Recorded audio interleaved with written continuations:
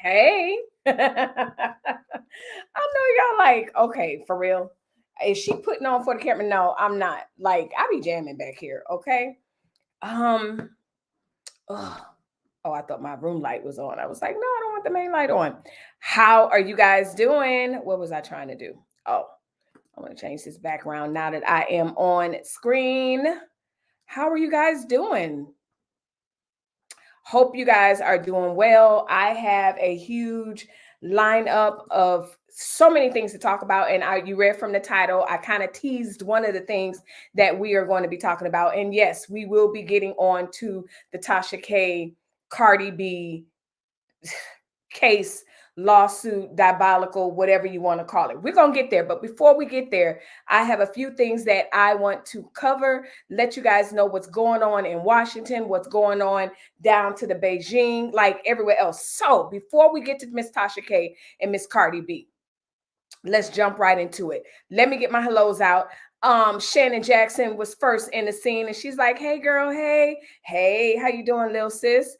Lakeisha, "Hey, girl, how you doing?" And of course, Blessed Reborn Spirit, good to see you. Before the Billions, salute. Hey, Before the Billions, young content creator, but very wise. I love to go on this channel. So you guys make sure he's been on here. Like, y'all know what he's about. Go check him out. Pretty good, good. And Uncut with Daryl Long. Hey, Uncut, good to see you. So listen, I'm not gonna hold y'all because, like I said, I have a pretty full lineup, and there's a lot of things that I want to get you guys' opinion on. Even when we get to the case with Tasha B, there, listen, opinions are flying all over the place. So thank you. I'm looking beautiful. Thank you. Now, y'all know how I do. Let's jump right into it. All right, the Winter Olympics, they're coming. They're in 2 weeks. And leave a comment down below. I know I watch the winter. I like to watch the Olympics. You guys let me know if you guys watch the Olympics. Well, the Olympics are coming in 2 weeks, and Beijing. There's a lot of news coming out of Beijing. First of all, they are kind of setting the standard. One of the words that I keep hearing is bubble, bubble, protection bubble, and they are really doing things to mitigate the risk of spreading COVID. And so at first they were saying that they were gonna kind of limit how many tickets they let get bought or whatever. So if you're thinking about going down to the Beijing, you might want to check first to see, first of all, if you will be allowed in. They are restricting travel throughout China, everything. So again, if you were thinking about going down to China, make sure you have everything in a row, and your ducks in a row, and you know really what the rules are. So it's being reported that first of all, NBC is saying that, listen, we're not risking anything. So we are not going to send any of our broadcasters over to Beijing to cover the Olympics. So you heard it here, NBC, and I'm sure there will be other people that will also fall into place and say, hey, we're not sending people either.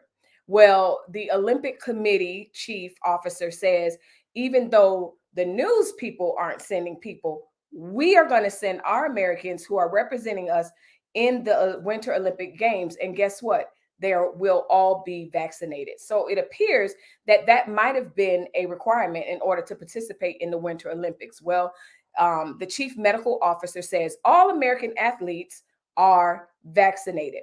All of the 200 plus American athletes headed to Beijing for the Olympics next month are fully vaccinated, and none asked for a medical exemption.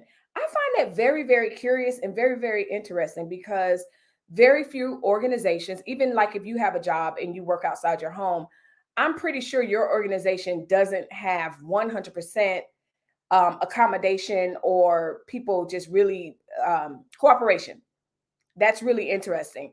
So the U.S. Olympic top doctor says all the 200 plus athletes headed to Beijing for the Olympics next month are fully vaccinated, and not one person asked for a medical exemption. His name is Jonathan Finoff, told the Associated Press that the 21-day quarantine period that the hosts are requiring. I told y'all, Beijing is not playing. All I heard was bubble, restriction. You can't go there. You can't go there. So the vaccination is sort of the foundation for their COVID mitigation protocol.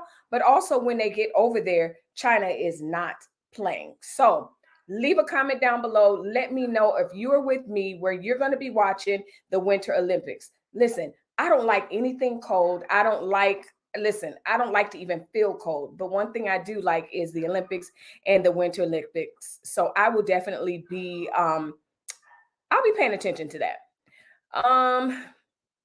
I just started this. Okay, so on to the next story dealing with the Olympics is China decided not to sell tickets to the public for the Winter Olympics in Beijing. So again, they were grappling who are we going to sell to? Who are we not going to sell to? The Beijing Winter Olympic Organizing Committee announced Monday that the tickets for the global competition, meaning everyone from around the world is meeting in Beijing to compete, will not be sold to the public, but will be distributed exclusively to residents of the country who meet the strict COVID-19 requirements. So again, China, Beijing, they're not playing. And so part of that mitigation, making sure that it's not spread and becoming something that we experienced at the heighten and the beginning of the infancy of this whole pandemic thing. They're like, nope, we're selling to our citizens. So it says that previously the tickets would be sold only to people living in the mainland China because of the grave and complicated situation of the global 19 pandemic. It was then decided that tickets should not be sold anymore, but be a part of an adapted program that will invite groups of spectators to present on site during the games. So there you have it. And it was also, all of this news comes on the heels of what, 2 days ago, China finally, not finally, I don't like it's a reward. China finally reported their first case of Omicron. I thought they already had a case, which is okay. Very, very interesting. I really did think that China had already had a case, but I guess not. So yeah, let me see what you guys are saying. And we'll go to the next story, which is one that goes along with the story that keeps giving and giving and giving. Hey, Adrian, good to see you. Beautiful. She says, look how cute Real Talk Melissa is. The nude lip is lovely. If you know me, I am a nude earth tone enthusiast. I play around with color with my makeup, but honestly, nude is, listen, nude has my heart. Miss Ruby King, so good to see you. Thank you for joining me, young lady. Thank you. Velma, good evening, Melissa and everyone. Listen, Velma is like one of the ones, Blessed Reborn, Shannon, Just Me, Adrian, my little sisters, okay? How you doing, Velma? So good to see you. So hang on, y'all. We're going to get to Tasha K, I promise. But I got to get to some more pressing news before we get to that. So again, China's not playing around with Miss C19 and the Beijing Olympic situation. Now, this next set of stories, wait, let me see where I'm at. Where do I want to go next? Don't forget, guys, let me say this. Don't forget that I did a story. So go check out that video talking about the COVID-19 test being available in COVID19.gov. Make sure you put in .gov, the testing, and they have a website, and it is really easy to order your COVID-19 test. There are 4 per household per address, so to speak. So make sure you go check out that video. Also, make sure you check out the video about the cannabis. Cannabis has been found to have medicinal properties to prevent or to cure COVID-19 in its in the laboratory studies. So make sure you go check that out. Last but not least, before we get to the Trumps, Tasha K, and all of that, make sure y'all check out that video that I did on Tuesday with Mr. Mike Todd. We will be piggybacking and talking about this story more on Friday, but make sure you catch up. In other words, catch up. So speaking of catch up, I'm going to play this quick commercial and then we're going to come back and talk about all things Trumps, because the Trump household, their heads have to be spinning right now. Their heads have to be spinning. So check this out and we'll be right back. If you're liking my channel, make sure you hit the like button, subscribe to this channel, and don't forget to hit the notification bell right now. Do it. now. Do it. So you already heard it. I don't even have to repeat it right now. Do it. So again, if you're just joining in, I just got started. So don't worry. I'm your host, Melissa Berrien, and Real Talk with Melissa Berrien, your host of that show. So anyway, um, we only covered the one thing. So you haven't missed out. Get comfortable. Make sure you hit the like button and let's go on. On to the previous thing. Shannon says, I ordered mine the other day. They came from the United States Postal Service. Exactly. So good for you. Shannon goes, whoo, Tasha K, listen, we're going to get into some things. Shout out to Armand, nephew Armand, because he probably about old enough to be my son. But anyway, yeah, that's going to be good. So hang on, hang tight, y'all. We're going to get there. All right, friends. So we covered Beijing. Let's y'all see who it is. That's Robinette. I call him Robinette. Robinette, President Joe Biden, Robinette Biden got his report card. It's been a year. And the report card is not very cute. He doesn't get to go to McDonald's and pick what he wants off the menu. I guess he'll be able to get something off the menu because it wasn't completely terrible. But words were described as grim, bleak, okay. He did and then some people call the administration complete trash. So first of all, before I get into my commentary on it, you guys let me know. Rate him from A to F. Let's take Biden to school. Let's look at the whole administration, and you guys grade it. You too, replay gang, absolutely. Give Biden administration a grade. Now, the different categories are, so give them an overall grade because you'll be flooding the chat and you don't have to do that. So just give them an overall grade, A, B, C, D, F, and you can even include the minuses, A minus, B minus, or whatever. Let me know what you think he is rated for his first year. So yeah, it's his first year. And I hear my fellow commentators, many people are not impressed. I'm not impressed. There's some things that I feel like he should be held to the fire on based on his campaign promises for sure. But here we are a year later. Well, for those of you that are Biden supporters and Trump haters, the good news for you is Biden's approval rating was 48%. And wait, let me not, because I don't want no fact checkers going, yeah, try to be sending me long comments. And I'm like, you think I'm reading all that? I'm not. So Biden ended at 48.9% average throughout the whole first year. Trump's average was 38.49%. So that's a win for Biden. And so if you are a Biden supporter or someone that voted for him, that is a win. However, there are some people that are saying that he's slack on infrastructure, foreign policy is trash. So yeah, Thursday is the 1-year anniversary of President Joe Biden's inauguration, a first year in office marked by lofty aspirations, undercut by obstructions in Congress, and some costly missteps. When he first became president in January of 2021, 2 weeks after the whole January 6th and all of that, he was certified. And again, he came with a whole lot of promises. During a question and answer session with reporters on Wednesday, Biden said he did not believe that he'd overpromised his agenda. Leave a comment down below. Let me know if you think he overpromised.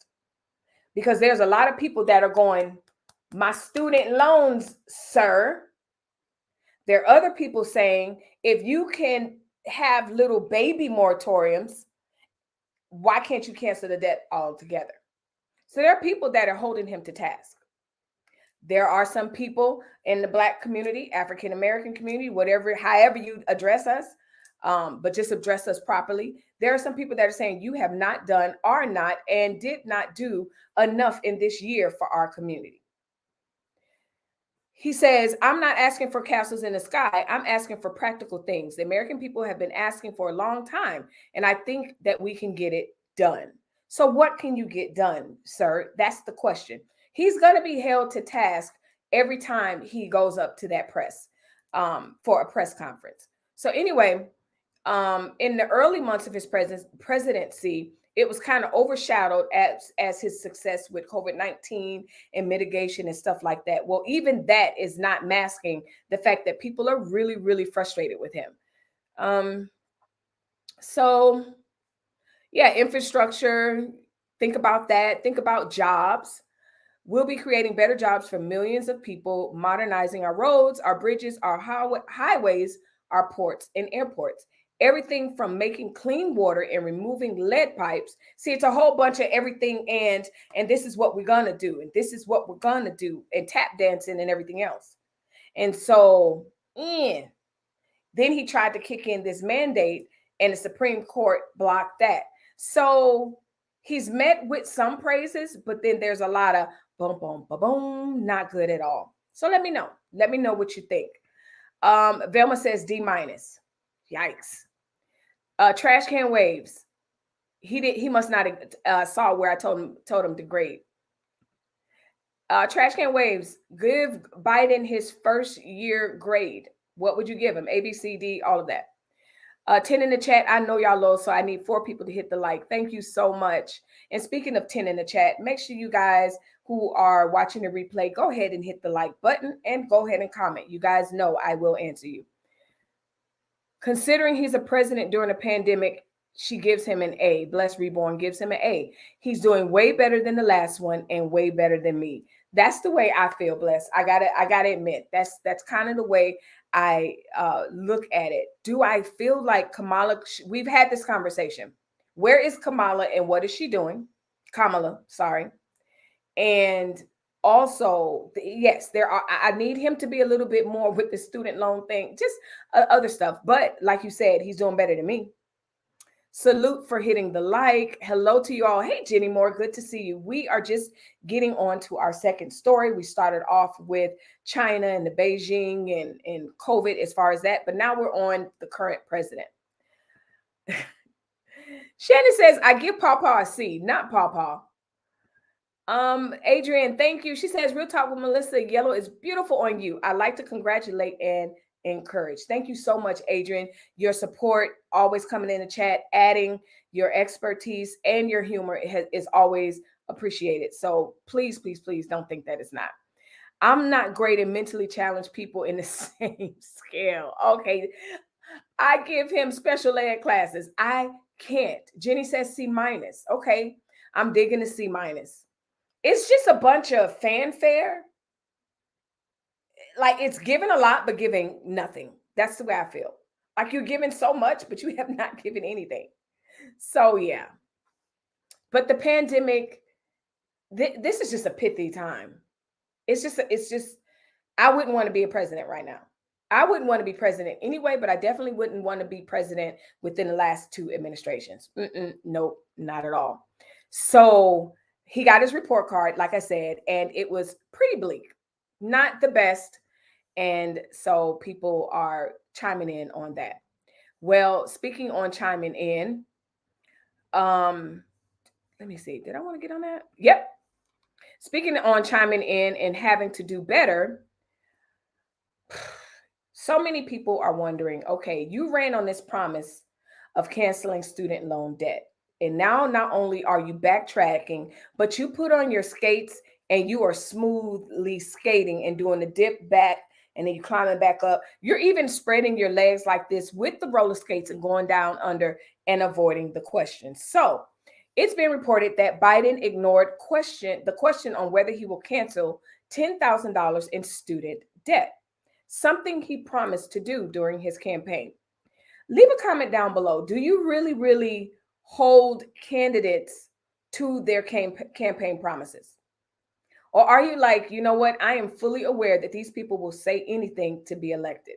Let me know in the comment section. Like you apply grace to him for that, or you're like, no, you promised, so no. For me, as you guys are answering, I'll tell you what I think. For me, it gives, when they're running, it gives me much student council in junior high. I'm not even going to say high school, in middle school. Vote for me and I'll promise pizza day every day. Vote for me and I'll turn the water fountains into soda machines. Vote for me and we'll have recess 5 times a day. Now, those of us in the room understand that for any of those things to happen on a middle school level, there's so many laws that we will be broken, but also so much red tape. Like it's nearly impossible. That is the same way that I associate campaign promises. You will say anything to be elected, even if it's like they promise sometimes things that's not even within their scope of authority. So now, as I said, he's doing the Boogie Wonderland skate back, and people are doing the Judge Judy at him. We're holding you to the fire. So leave a comment. I hope you guys are commenting. Let me check and see what you guys are talking about, because I have a feeling that, we're smart over here. Now, I did kind of think that he would at least push legislation to do that. But he's not even doing that. Like, he's not even pretending that he can do it. He's not even bringing the pizza to school because then there's that candidate also, Miss, she's always the girl in the movie that promises everything, and she's handing out buttons. And with her buttons, she's giving pizza parties and everything to the lunchroom. Biden's not even bringing pizza to the lunchroom. And the lunch table is like, okay, where's our free pizza? He is like, I don't know. So he is being held to task. Press conference after press conference, they are hounding him. But guess what he did? He ignored the question. He ignored the question. Are we really, really surprised? So here's the thing. If I ignore a question, it's either one, it caught me off guard. And the way I really feel, I don't know if I should say it in that moment, or it caught me off guard and I know how I want to answer it, and I'm not answering it because I know the people around me are not going to be happy with the answer. Or, of course, the obvious. If I ignore something, it's because it made me increasingly uncomfortable, because I know everybody's going to be pissed off. It's all those things wrapped up in one. Robinette said, I'm not even going to answer. Okay. So he had nothing to say. So at the end of the nearly 2-hour press conference on this past Wednesday, he was asked about a range of issues from voting rights to foreign policy. A reporter wrapped up the conference with what she said were 2 very simple questions. You campaigned on canceling $10,000 in student loan, the reporter said. Do you still plan on doing so? Well, to her credit, it was a simple question. I even understand it. I don't claim to know everything about politics. Like I tell you, since I started my YouTube channel, I'm like in there 10 times more with politics and all this kind of news, more than I ever have been. So I'm not a poli-sci major at all, but that I can understand. The second question, which Biden answered, was about the Electoral Count Act. But the question on his student loan campaign promise did not get any response, marking over a year since Biden told 43 million federal student loan borrowers they would experience a broad debt relief. And I quote, immediately. So he has to answer to the people. You can ignore it, but I promise you, it's going to be just like when people did Trump. They asked the same questions over and over and over again. So he better get used to it. They're not going to not answer that question. Shannon said the 10K would be so helpful. It would. So helpful. And here's the thing, whether you think it's socialism or not, the bottom line is he promised it, and it was a campaign promise. Do you remember, Adrian says, Trash Can Waves, me talking about leaving produce on my neighbor's doorknobs and walking away? I really like doing that. Oh, that's so fun. How many questions did President Trump ignore? That's a good point, Bless Reborn, because listen, he ignored so many questions, it's not even funny. So yes, very good question. Very good point, rather. You're absolutely right. He ignored it.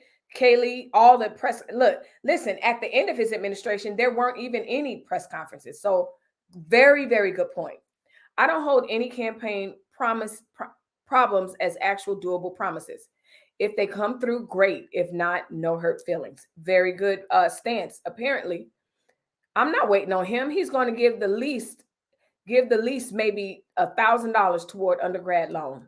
Listen, Jenny, you bring up a very good point because it's that graduate studies that needs to be looked upon. Doctorate. You know, that's a whole nother conversation when we talk about how expensive school is as is. So I'm not even getting there. I try to make promises that I can keep. It's a matter of personal integrity. Exactly. That's the way I feel. Like, I'm not going to sit up there and promise the moon when I know good and well, as president, that has nothing to do with my wheelhouse. No more homework. No more homework. Exactly. Cancel my student loan debt, please. All of it. Wipe it. Please. Listen, he'd get so many votes. We'll talk about his votes in a second. Our federal government system is not designed to be effective, and yet ideologically,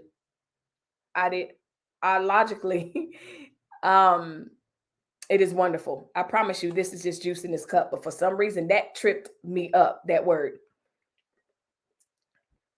Velma C. and Jeannie Moore says, got to keep it real. Trash Can Wave says, I'm not great in mentally challenged person. Yes, he needs to cancel the student loan debt, but we know they're not going to keep their promise. No, absolutely not. Not even. I would love to work on that initiative for student loan debt relief. Listen, me too. Jenny feels me. She's like, exactly. So, Biden, I'm just here to tell you, you will be held to the fire every press conference. So you can ignore the questions all you want. Well, speaking of that same press conference, Biden is now in a position of doing the moonwalk. But first, let's talk about what he said. Biden put his foot in his mouth, or did he? I'll say, forget about putting his foot in his mouth. He caused quite a stir. Because if you don't know, Ukraine, Russia, again, I'm not a poli-sci, I'm not none of that. And I'm not well versed on what's happening. All I know is there's conflict that we should be concerned about. Well, he raised more concern because in that same press conference, he should have answered the question about the student loan debt, and then maybe he wouldn't have caused such a stir by answering and saying this. Well, Melissa, what did he say? He said he expects Russia to, quote, move in on Ukraine, warns of severe cost for Putin. Now, that is going to cause quite a stir in Washington because that is like armed forces get ready. That is like Joint Chiefs of Staff. Did you hear that? He caused quite a stir on Wednesday. He said he expects Russia to invade. When the American president says something like that, it's almost as if he has firsthand knowledge of what's going on. And unfortunately, when you are president, you cannot insert very much of your opinion because you are the man with the power. You are the man that, yes, will have to respond one way or another if there's an invasion or if there's further conflict. Holding his first in question press conference, like I just said, Biden said that his guess is that Russian President Vladimir Putin will, quote, move in on Ukraine, but said Putin has never seen sanctions like the ones I promised will be imposed if he does. So do you understand the magnitude of his statement? It's almost as if, like I said, he's inserting himself into the conflict. He's already said what he thinks is going to happen. So hopefully that's just sheer opinion and not based on whatever was going on national security wise behind closed doors in the little war room type situation. And he just leaked some foolishness and mayhem. Hopefully that's not what that was. But even if it is his opinion, you have those two countries over there that are in conflict, and you have the United States president that's ready to pounce. It caused quite the stir. So much so, let me read what he says before I tell you what he did today. I think what you're going to see is that Russia will be held accountable if it invades, and it depends on what it does. It's one thing if it's a minor incursion and we end up having to fight about what to do and not to do, etc. But if they actually do what they're capable of doing with the forces they've amassed on the border, it's going to be a disaster for Russia if they further invade Ukraine, and our allies and partners are ready to impose severe costs and significant harm on Russia and the Russian economy.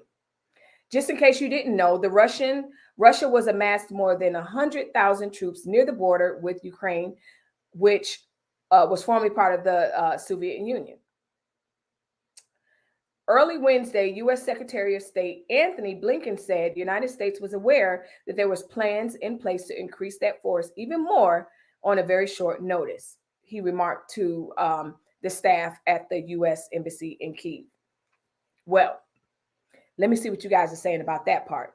Because just as he is back skating and doing an electric slide on the student loan and debt, today he came back and said, just kidding, hold up, just kidding. Because like I said, he caused quite the stir. He said, hold up, let me clarify. Y'all, it's too late. He says, I want to clarify on my Russian stance after Ukraine takes issue with the minor incursion remark. President Joe Biden on Thursday today attempted to clarify his stance on a potential Russian invasion into Ukraine after the Ukraine president, Vladimir Zelensky, took issue with his comments made during a U.S. presidential briefing. So that's the danger of dipping and zapping and zooming in other people's business. If the United States is taking a look at it and is just looking at what they're doing from a distance and will probably take a stance, still don't do it before they do what they're going to do. Stay out of it. Biden said Thursday that Russia will pay a heavy price for any invasion of neighboring Ukraine. So again, at the news conference, he tried to today. He tried to backtrack and clean it up. But in my opinion, I think it's too late. You've already got your armed forces, the press, and everyone else up in arms, kind of guessing, okay, what the heck is going to happen? Leave a comment down below if you saw this comment and you believe that it was just a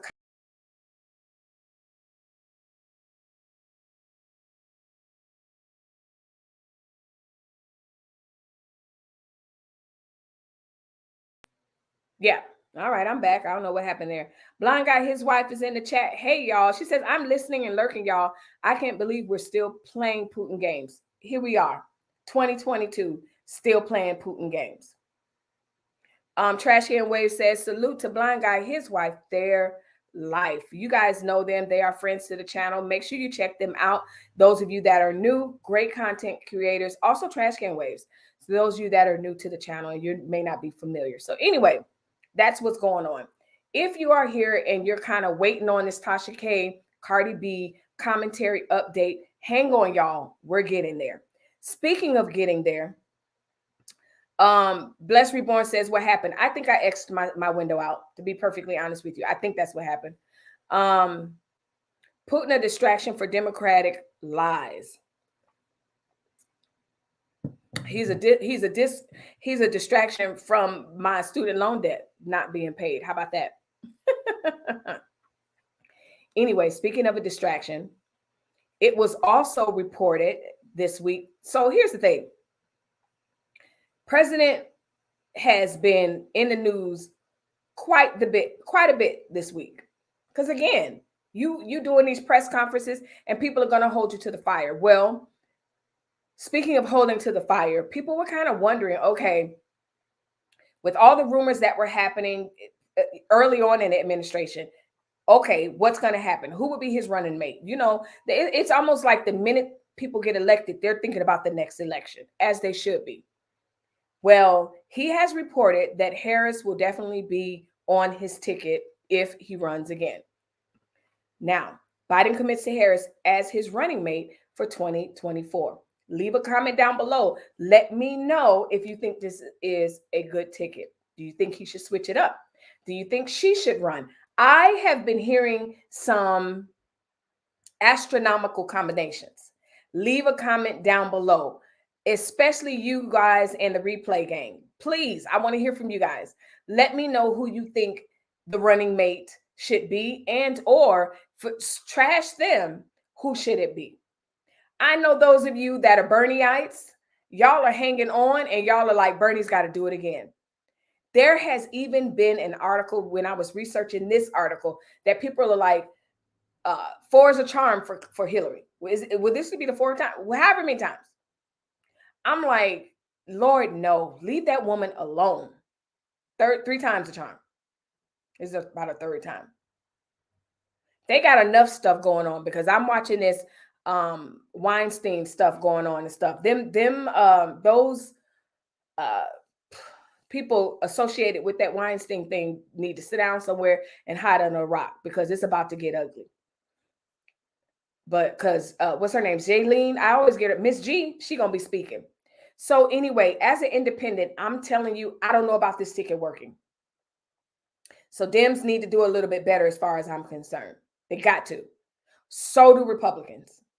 And then independents, geez, I don't even know. I can't wait to hear what you guys say, who would be a good ticket for me to say, oh yeah, okay, I can do with that. So leave a comment down below. Let me know if you're okay as a Democrat, or even whatever your political party is, if you think this ticket they should go again for 2024. I don't think so. Big Bird from Sesame Street would be a better running mate. Yeah, I don't think so. Biden lacks luster according to his report card, but Harris lacks luster. Like, absolutely not. She must not be thinking about running for president. She must not be. She must not be at all. So I don't know. You guys leave a comment. Hey there, Trash Can Waves. I ain't nominated any political parties. Give me some ideas. Come on, y'all. Elmo's much smarter. Nah, he said, oh, Elmo, yeah. Jesseline getting ready to sing. We're going to know why the cage bird sings. You understand what I'm saying, Shannon? Miss Clinton needs to go sit down somewhere, because her husband is connected to a lot of foolishness and mayhem. And if Miss Maxwell begins to sing like she said that she was / is, Miss Clinton does not need to be involved in politics that based on all of that, allegedly. Student loans paid, reparations, aka all Democratic lies. Of course they are. And the beautiful thing is, no, I don't think anybody that I know, we're not sitting around waiting on anybody to rescue us. Because guess what? No one's coming. I hope you know that. You better figure it out. Blessed Reborn Spirit, I'll take that junkie elephant off. Mr. Snuffleupagus? Robinette and Mr. Snuffleupagus. Is that what you're saying? The Lolita Express. Blind guy, his wife, their life. So, oh yes, pantsuit Hillary needs to have plenty of seats right about now. Velma, listen, I have not been covering that because I'm waiting. Because I'm waiting to see if there's this mistrial that's going to happen. And I'm not even going to talk about it, but because this juror has really, I don't even know why he did this. It was almost like he was paid, but whatever. But when she begins to sing, it's going to be terrible. So Blessed Reborn is laughing about that. So, what else? Oh, so yeah, Biden is having quite the week, and I have a feeling that no one's going to lift his feet from the fire. They're going to continue to ask him about all of that stuff that they're asking, and he's ignoring. He can ignore all he wants. Now, we are going to take a quick commercial for those that are just coming in. Get comfortable, hit the like button. I have a few Trump stories, And then we're going to get into the Tasha case situation, the update. So let's get into it. If you're liking my channel, make sure you hit the like button, subscribe to this channel, and don't forget to hit the notification bell. Right now, do it. Right now, do it. So y'all hear it. Like, I'm not even going to sit up there and insult you guys like you didn't just hear what the commercial just said. That's why it's a commercial. So if you're just coming in, my name is Melissa Berrien, your host of Real Talk with Melissa Berrien, where we cover breaking news, commentary, TV. We do it all. Okay? Because we have opinions over here. So speaking of opinions, we just got through with Biden. So let's go ahead and get into the first. Y'all see it. See, I always point wrong. Nope, right there. The first story was breaking news the other day. And I was like, should I go live now? I'll wait. And so the Supreme Court rejects Trump's request to block the January 6th records. So if you remember, a couple of months back, I reported how Trump was trying to just keep everything in court so that those January 6th records would not be released to the commission. So he petitioned the Supreme Court, which happens to be fully stocked, so to speak, with justices that he appointed and or were for his party. And they went against him, except one. Everyone else, except one, Clarence Thomas, said absolutely release the records. So on Wednesday, the former President Trump was issued a rejected below. So neither president, 45 or 46, are having a good week because it gets worse. There's more. But wait, there's more. So he tried to block it. And so it bears to ask the question that I always ask. Why not show up if you don't have anything to hide? Why plead the fifth over 500 times if you have nothing to hide? Why insist on records not being released if you have nothing to hide?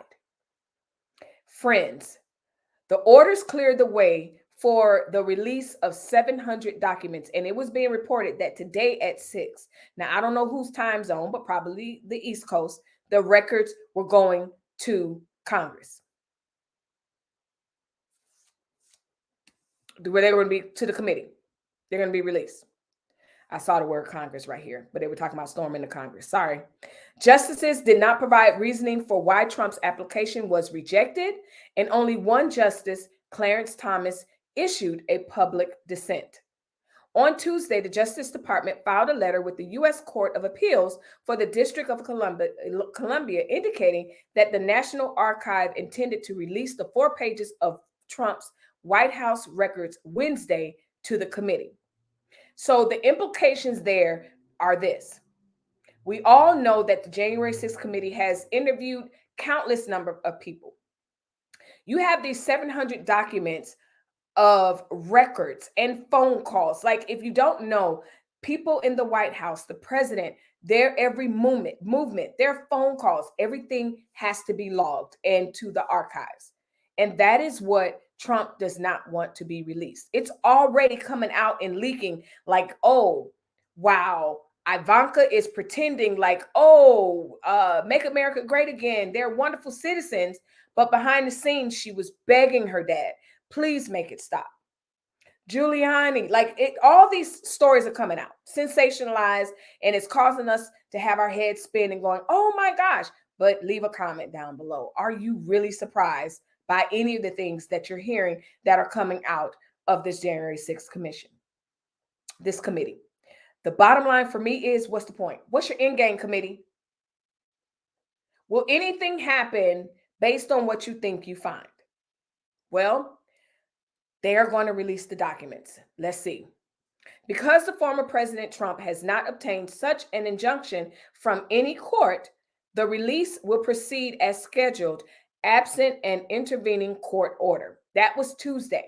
We are now on Thursday, and there has not been any intervention. The documents will kind of solidify the testimony that is, or denounce. We don't know. We don't know. But the documents will let us know who said what, who called who knew what the day before, because I'm getting reports that, well, I read reports and we did see it even around that time, that there were tours going on the day before. People were saying that it felt a little weird the day before. Who knows? Regardless of how you feel, Team Trump, not Team Trump, the archives will tell the story. Now, again, what's the end game? Is the point of this whole January 6th commission, this committee, to find out if there was any criminal responsibility, civil responsibility that is owned to the former President Trump? Is that the point? We will have to see.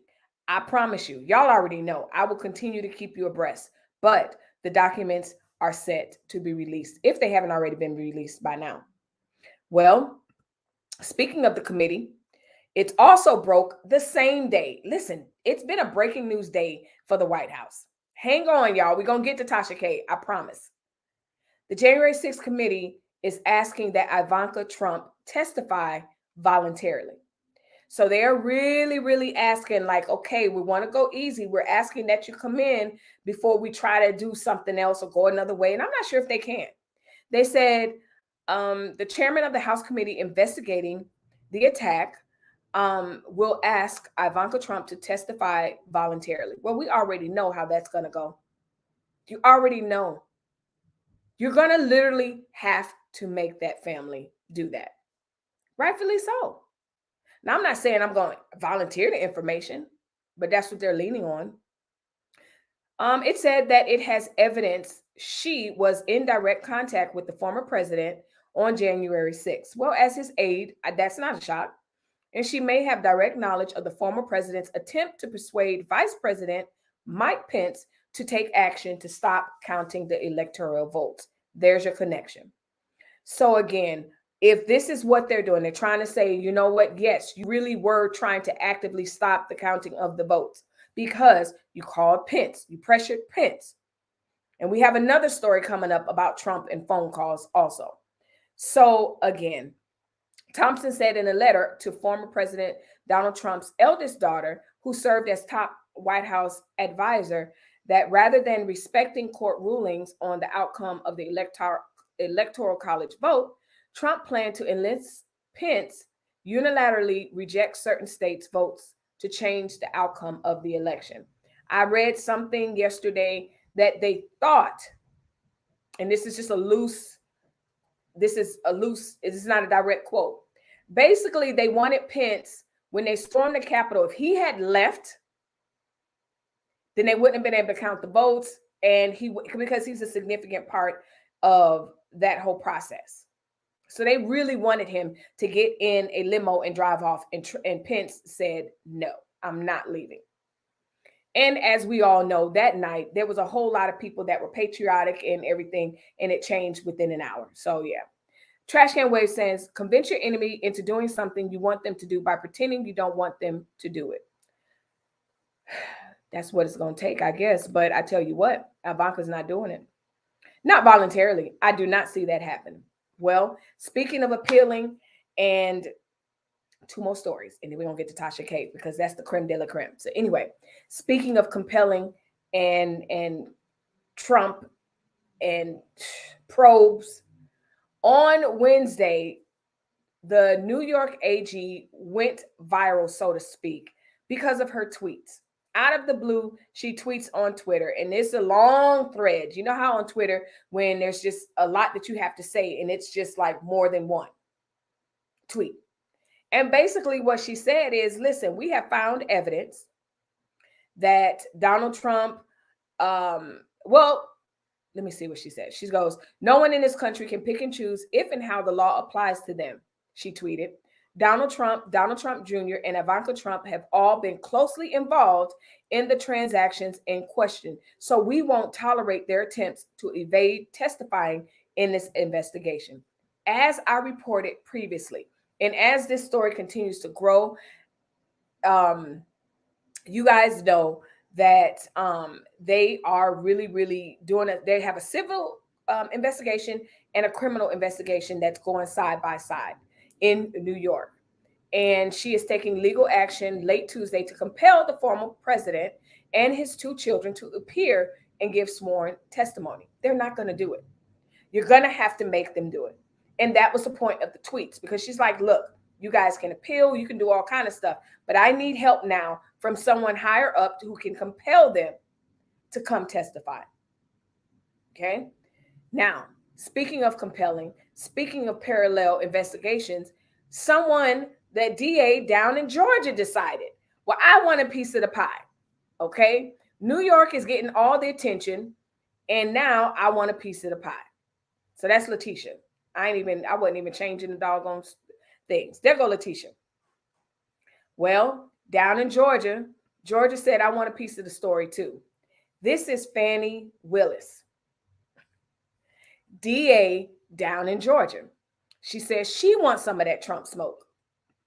She says that she's the Fulton County, Georgia District Attorney. Fani Willis has asked Superior Court Judge Thursday to convene a special grand jury. I know the Trumps probably take shots at this point every time they hear the word grand jury, probe, commission, testify, and plead the fifth. A special grand jury in her investigation of former President Trump's efforts to overturn the Georgia's 2020 election results. Now, that was a huge story around election time. Trump calling down there, asking them to find, 18,000 votes, whatever the votes amount was. Find the money, find the votes. So now his financial dealings, the organization's financial dealings, Ivanka's dealings with the organizations, all of that is in question. And Letitia saying, listen, I have my evidence. Run me my testimony. And the Trumps are like, nope. You're going to have to take us involuntarily, but we're not coming. So now the Georgia DA is throwing her hat for a different area, this election. So Willis, in a letter to Judge Christopher S. Brasher, said her office had received information indicating a reasonable probability that the state of Georgia's administration of elections in 2020, including the state's election of President of the United States, was subject to possible criminal disruptions. Now, yes, that would be quite a disruption if Trump is calling down to Florida, saying, run me some votes. I don't care, find it. That's not good. Willis said in her letter that the grand jury would not have the power to return an indictment, but may make a recommendation concerning criminal prosecutions as it shall see fit. Wow. Willis has been investigating whether Georgia election laws were broken by Trump in his efforts to overturn the certified results of the state's 2020 elections. And that was kind of like the story of the century of that time, the story of the month, I'll say. Everybody, as the results were coming back, find me 11,000. Here it is, 11,780 votes. Arizona, find me 5,000 votes. That was kind of the quote that kept coming back. So again, I wasn't there. I wasn't on the phone, but I just have you know that now Georgia has thrown their hat in the ring to say, hey, we want a piece of that pie too. So speaking of pie, it's the sweet part of the show where we are getting to the point where you guys, we will be talking about the Tasha K. Yay! Because I know that's what y'all came here for.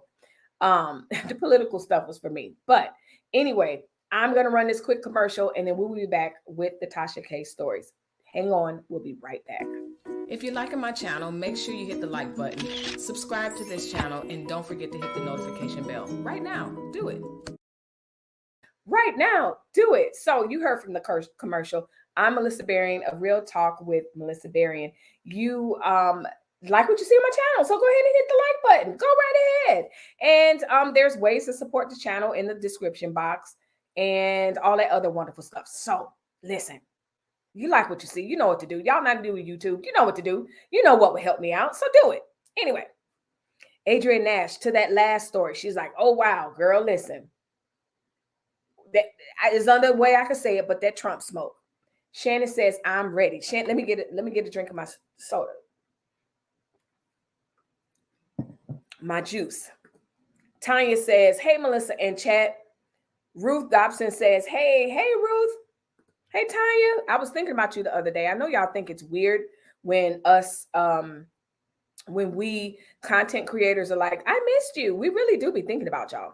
So all that other stuff. Did I do a thumbnail of them too? Is that them? Nope, that's the spitting pastor. Make sure y'all check out that story. Forget the thumbnail. I'll know where I'm at. Listen, where do we begin?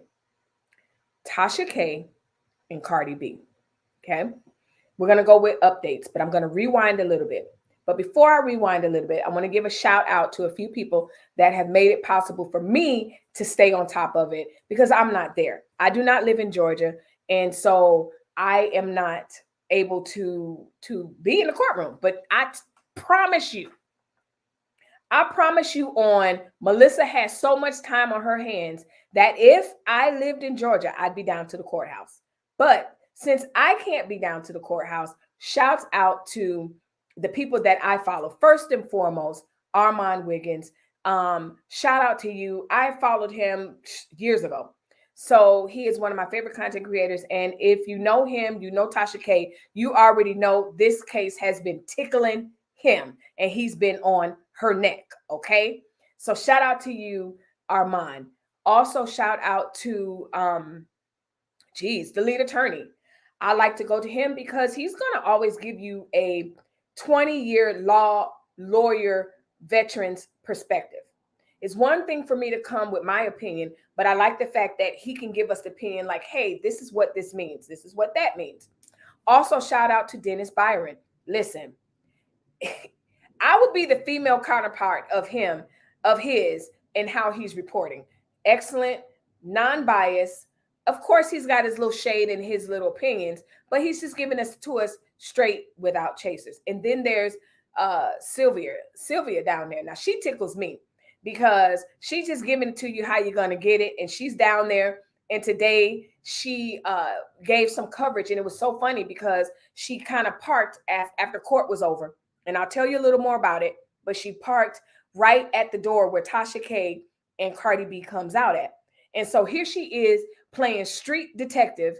And so she puts on her doggone hoodie, slumps back in the seat, pulls the seat way back so that Tasha K couldn't see her and Cardi's people couldn't see her. So shout out to her for the on-site reporting. Same thing with Dennis. He's there, trying to, and he's pulling a hole as they're walking out the door, trying to ask them different questions. And Tasha like, listen, I am not answering your questions. So again, thank you guys for, first of all, going down there and doing the work on beat, but also not being so, whatever the word is, that you don't allow people to at least shout you out and use your content. Now, again, I'm a creator of ethics. I'm not using all your stream. I don't even think I didn't pull up anything.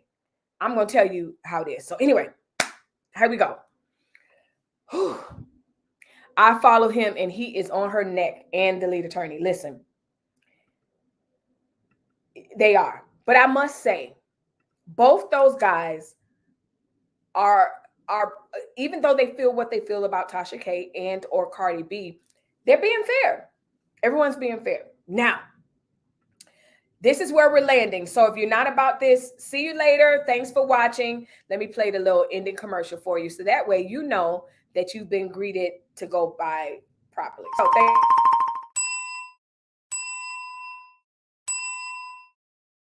all right, that's it. That's all you get. Now, let's go back. Today's Thursday, Wednesday. Let's go back to Tuesday.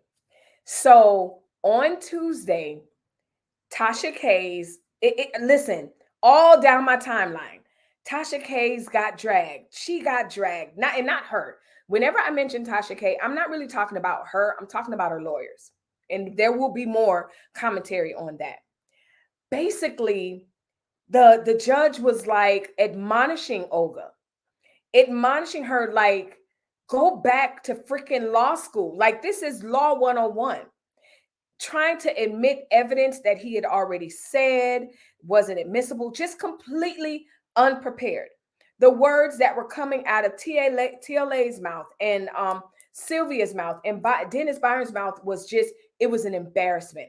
I heard them say it was uncomfortable to watch. So here you have Cardi B, and they said she's dressed to the nines, but very professional. Okay. She not showing skin and booty and all of that other stuff. I even think the nails were cut down, but just showing her humanity side. She comes in. At this point, Cardi took the stand. It appears that the judge and the jury were sympathetic to Cardi. Cardi's like, listen, I took this hard. I wanted to end myself. This woman wouldn't stop. So she pricked at the human side of people. And it was, they played some of Tasha's tapes and where Tasha was like that. So at this point, Tasha's lawyers, from what I understand, just appeared to be reaching for straws, but in a very elementary type of way. Again, my expertise is education and psychology. It is not law, even though I wanted to go to law school, but I'm not a law professional at all. But those guys, every single last one of those people that went into the courtroom that day felt so bad for Tasha K's lawyers, but not in a way where there was sympathy, but almost just like, well, hell, did Tasha? Somebody said it was so bad that it felt like Tasha paid that Olga was working pro bono. Like it was that bad. It got to the point where court was cut. And the judge was like, listen, come back tomorrow. Cut this damn tape down because I told you, he didn't say that, but cut this tape down because you're not going to be able to use the part that I told you to be able to use. And you're trying to sneak it back in. And I'm not going to let you use it. So I'm going to cut court. You guys go back to the drawing table and then we'll see what it is that you want to use. It was to the point where the judge was like, why do you want to use that? That's going to hurt your client. A judge typically doesn't do that, from what I understand. Shout out to you, the lead attorney. A judge doesn't do that. It was horrible. That's all I kept hearing Tuesday and Wednesday, to the point where I'm sitting around waiting on updates and they would come on live and go, oh, court's over. Court's over for the day. They got sent home. Well, they came back. So again, at this point, everyone's very, very sympathetic to Cardi. And I'm still sympathetic. Now, you do have some people that are like, Cardi's not innocent and she's an actress or whatever. Here's the thing in the court of law that I'm learning just from following the lead attorney. None of that matters. It's about evidence and it's about how well prepared your lawyers are to do your case. Point blank, period. And I'm here to tell you that at least from Tuesday to Wednesday, her lawyers appeared unprepared and almost as if they were. The lead attorney said at one point he felt so bad because the judge was ripping a new one in Tasha K's lawyer. All he could see was Tasha K's face. And so Olga or one of them was Olga was standing there. And Tasha K was looking up like, why is he talking to you this way? Like, what's happening? You ever, like, he couldn't really express it, but as a mother, as a teacher, as I can kind of feel what he's saying. And what it is, it's helplessness. It's confusion. It's, right, exactly. It's not what you believe, it's what you can prove. So it has nothing to do with, oh, she's an actress. Oh, someone made a very good point last week, as well as one of my commentators. They left a comment. Subscribers, she left a comment. She was like, listen, someone can still be productive and have depression. And she's absolutely right. Some people are trying to debunk Cardi's depression stance. And here's the thing. If Cardi went and had something, actually, if her team had someone come check on her and take her to the doctor, and the doctor did their testimony in court, guys, it don't matter. So they go home. They come back. Now, y'all in the comment section, because I really want to get to today. So if I'm mixing it up, this is just the gist of it. So Olga's unprepared. It's a mess. Tasha, I'm telling you, they say that the judge was ripping a new one almost to the point. And if I remember, TLA said something about the judge saying, or someone, don't quote me, saying that there was made mention that, hey, I'm gonna talk to the bar about you. Now, here's the thing.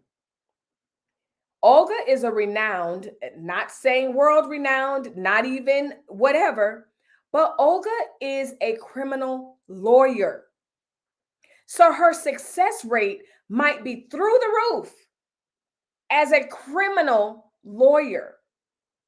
This is not a criminal case. And it is also not Cardi B's burden to prove how good she is if she's Mother Teresa. And I say that to say that was Olga's stance. Listen, my client has already admitted, and I'm paraphrasing, my client has already admitted that she did the things that she did with malice. But listen, Cardi B is no innocent angel. So what they wanted to do was just submit all this stuff, videos, into court. And the problem is some of the videos were pertaining to another case that Cardi had open. But they wanted to kind of prove like, hey, she's a big, bad mamma jamma. But again, I don't care what Cardi does or whatever. When we look at the law and we look at what's actually happened, the question at hand right now is, did Tasha K defame Cardi B? Point blank, period. It doesn't, and this is an extreme example, very extreme example, but it's given me much streetwalker gets taken advantage of,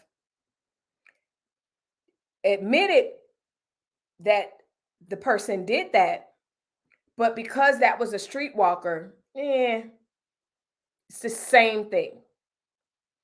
So we come back to court today. The lead attorney does his review. Well, yesterday, Armand does his review. Then it comes out. I'm gonna get to y'all comments. Let me drop the link if any of you guys want to come on. I'm gonna drop the link. Then it comes out last night. When I tell you Armand had me cracking up last night. If you don't follow Armand, first of all, sensitive ears, don't even go over there. Just don't even go. But his laugh alone, when I tell you Armand had a gaggle that came up from his inner stomach about this case. And the laugh and the gag of it all. And again, I want to reiterate that some of the consistent words that I kept hearing was confusion. Because Olga and the other lawyer was really supposed to protect Tasha, plead her case. Like, and everyone was like sitting, they said they were sitting in the courtroom like, this is weird. And then they say Olga she talks with her hands and just animated. And the judge had to tell Olga so many times, like, oh my gosh, they were objected so many times. It was not overruled so many times. Y'all, it's a mess in that courtroom. And so many people, and here's the thing, I am not a Cardi B huge fan, but I'm a fan of right. And so again, if Tasha K admitted to saying lies and hounding the lies on her very, very, very large channel, that's the question at hand. The question was not, does Cardi B deserve it because she's whatever. So they wanted to enter in some things that Cardi did. If she did do it, yes, it was absolutely horrible. Talking about the lady with the baby that lost her baby and all this other stuff. That was picking on Cardi and her teeth. That's beside the point. Then it was broke, friends. Let's get to the meat. I'm going to pull it up. Then people started, as they were on their lives, there is an alleged review of Olga from a Tasha K. And I'm gonna do it in let me scroll my allegedly, because I'm gonna tell you the truth. I don't know if that's Tasha K that wrote that review. Anybody could have wrote that review. But the lead attorney brought up some good points, and I'm going to tell you about this. Okay, but Melissa, what are you talking about? Okay, I dropped the link if you guys want to come up and share your piece. But if not, y'all know I can talk enough. It started coming out yesterday. Wow, Tasha K's lawyers had to regroup, and they were at home. They were sitting home early 2 days in a row for just foolishness and mayhem and unpreparedness. And yes, one of the jurors' kid tested positive for COVID, but that ain't got nothing to do with it. Anyway, Adrian, it says devices not connected. So something, there you go. I'm gonna pull you up, but let me just say this part and then you can jump in there. She said a gaggle. Listen, I'm gonna mute you for a second. I would be so humbled if Armand ever joined my channel. Armand has a different platform, so I can never call in to his show. But when I tell you Armand gave me the gaggle and the cackle and the laugh of the night, it was Armand. Okay. Tasha K, it's being, what is it called? Circulating around, I was about to say around town, but not town.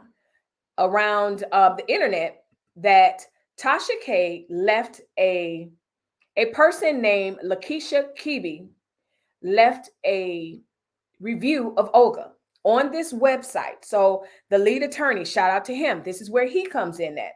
The lead attorney explained that there's this Amazon, basically, Amazon, but for lawyers. So if you have a lawyer and Donald Duck is your lawyer, and you are satisfied and or dissatisfied, you can go on this website, and it's called something, I forgot what he said, and you can leave a review.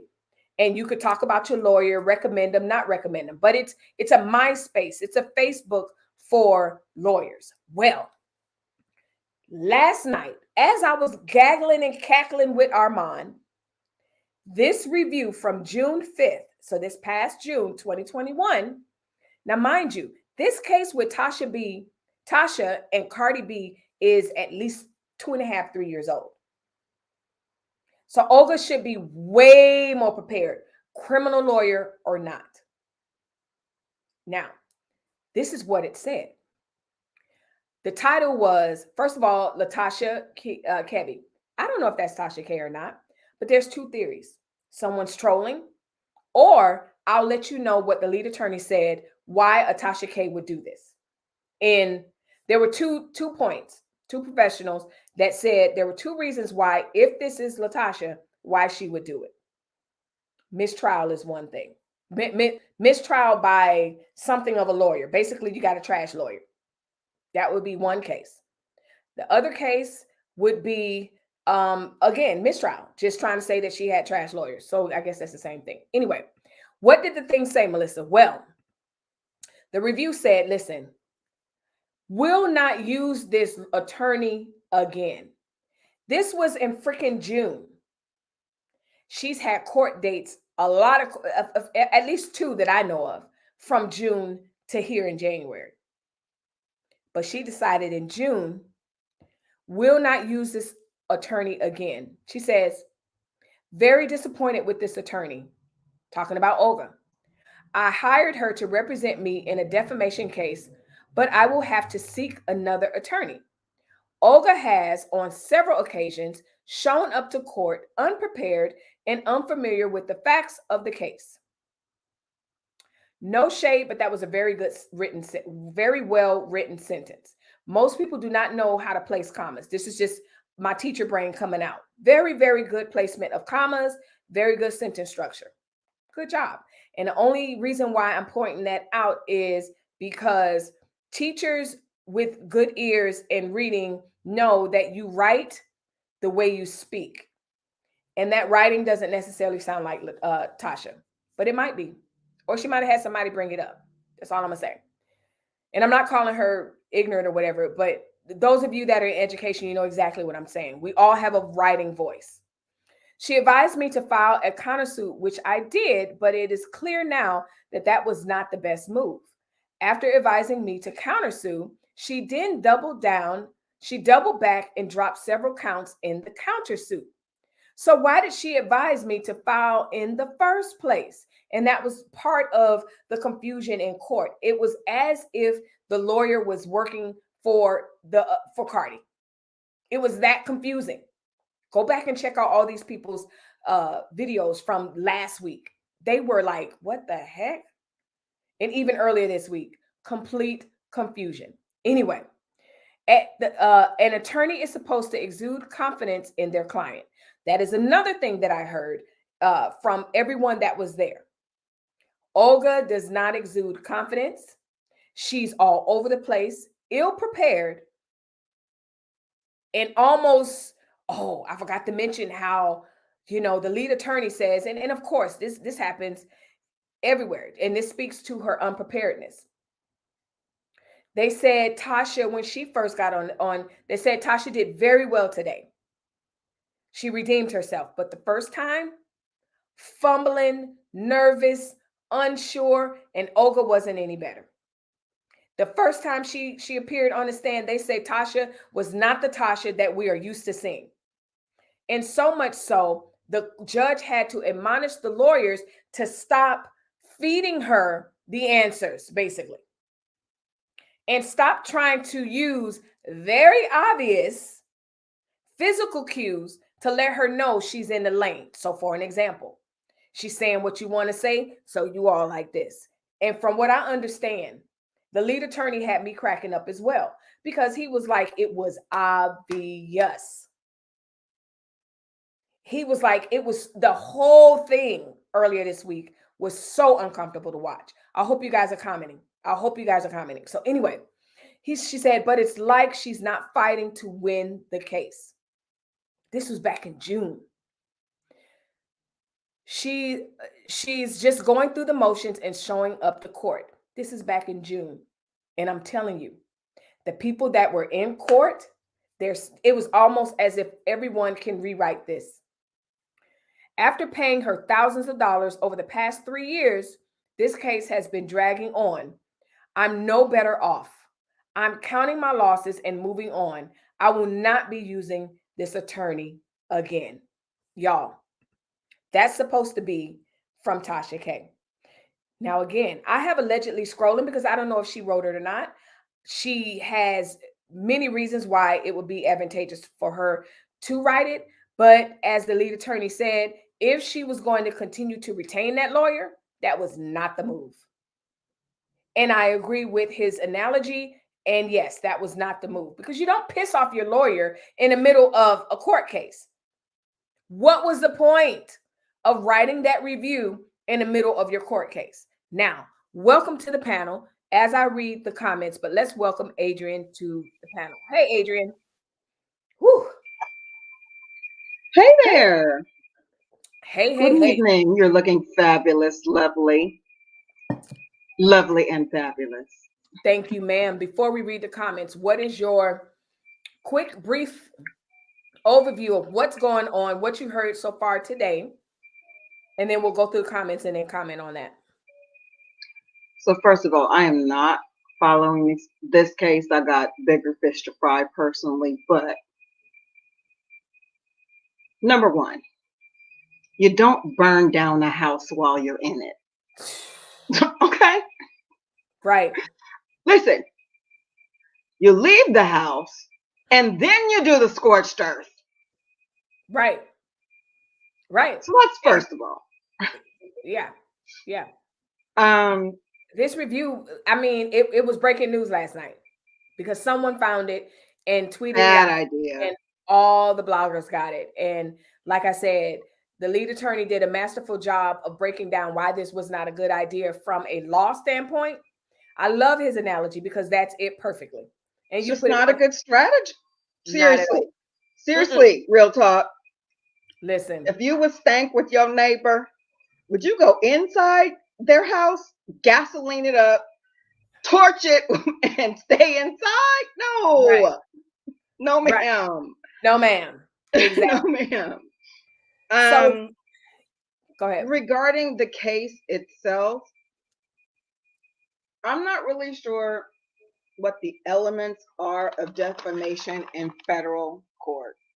So, It's defamation and something else, but okay, to yeah, be honest, I'm not it's sure what the actual complaint read, what the actual causes of actions were.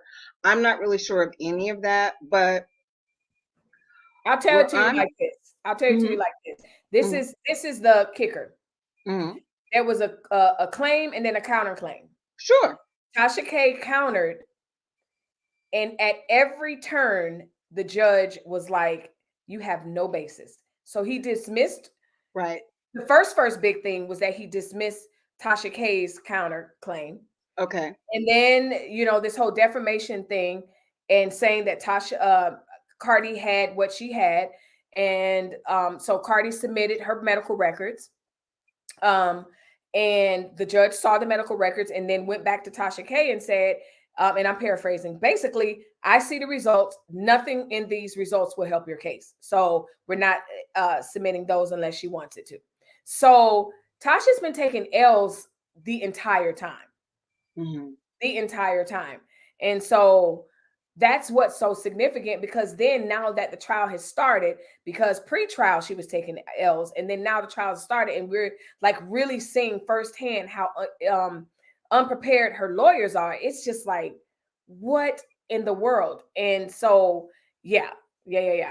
Let's listen to what Shannon says. She says she knows she lost simply. She's a mess.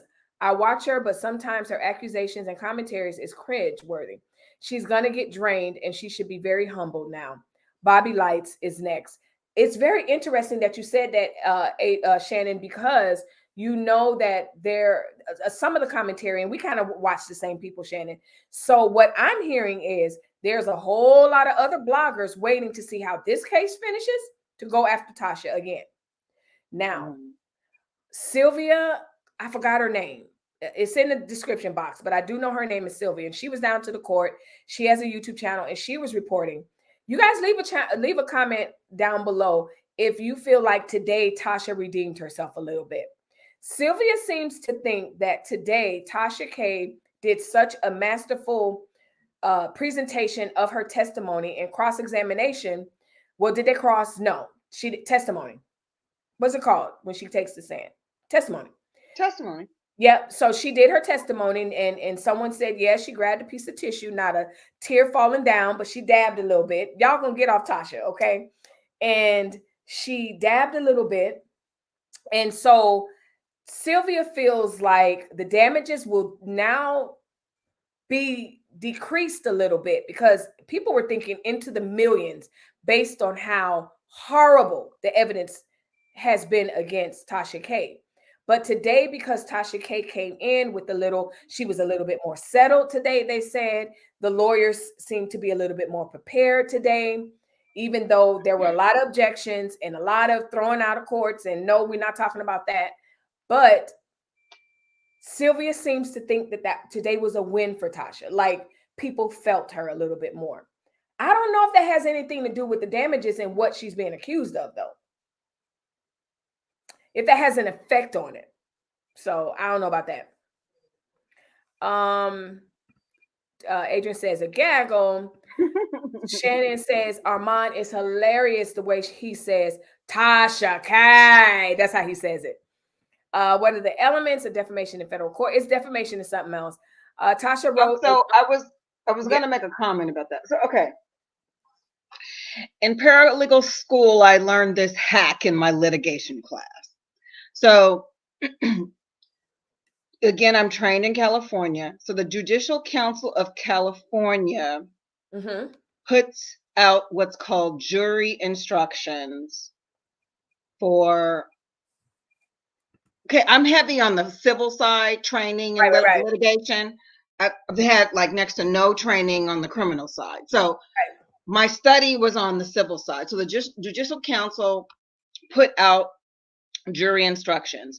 You can pull down the jury instructions from the Judicial Council website, and it will show you step by step what the elements of each tort is. Got So a tort is like making a recipe, like if we can compare tort to like a red velvet cake. You need some specific ingredients to make a red velvet cake. If you don't have all of those ingredients, you don't have a red velvet cake. Exactly. Yeah. Okay. So for defamation as a tort, if you don't have all of the elements, you don't have a defamation case. Oh yeah. And So, go ahead. so I'm not really sure what the claims were and what the counterclaims were, but His Honor in the federal court, I'm imagining, is looking at the complaint that lists the causes of action, and he's looking at some of the facts, I imagine, and he says, no, you don't have these elements to make this red velvet cake, so we're going to toss this particular part of your cause of action out.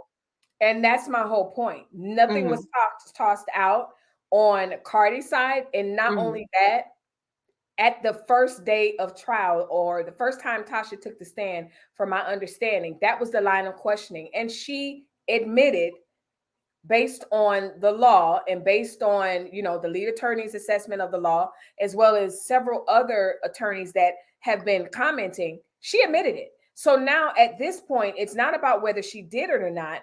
It's Tasha K's lawyers grasping for straws, basically, in a nutshell. And they're not saying this is just my explanation, basically saying, well, she's not innocent, she could have handled it, like she's not this dainty girl you guys are trying to portray her to be. And so that's what's very interesting, because everyone's like, well, why can't the judge just skip to damages? But no, he's got to hear both sides. He has to hear everything. And so that's what's interesting. Let me get to this super chat from Uncle Stu, old man on the block, sending love from Uncle Stu and Brown Eyes. Again, thank you for all your love and support. I was in your chat yesterday. You keep missing when I'm giving you guys shout outs. You don't be here. But anyway, shout out to you guys. Let's see. Armand is hilarious. He is absolutely hilarious.